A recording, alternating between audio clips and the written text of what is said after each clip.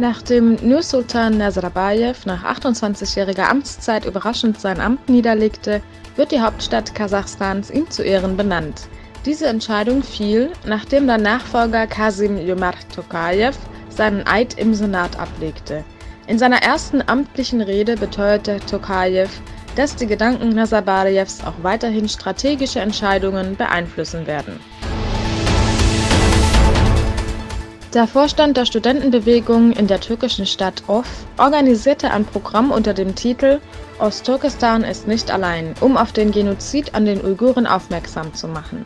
In der Marmara-Universität stellten Nationalisten ein Programm auf die Beine, das unter anderem von den uigurischen Aktivisten Hamid Göktürk besucht wurde.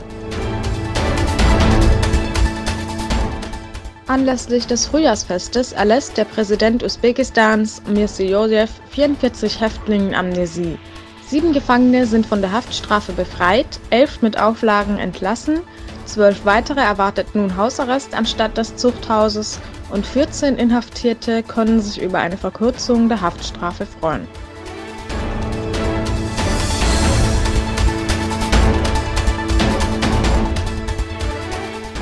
In Neuseeland wird kommenden Freitag dem Christchurch-Attentatopfern gedacht. Um mit der muslimischen Gemeinschaft Solidarität zu bekunden, ist geplant, das Freitagsgebet landesweit auf staatlichen Sendern auszustrahlen.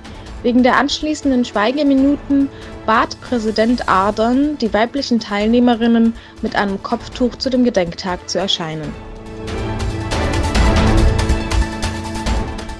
In verschiedenen Regionen der Welt gibt es zahlreiche Feste anlässlich des Frühlings. Das Frühjahrsfest wird in Anatolien, Mittelasien und vielen anderen Kulturen gefeiert. Die Redaktion von Uyghur TV wünscht Ihnen und Ihrer Familie ein gesegnetes Frühlingsfest.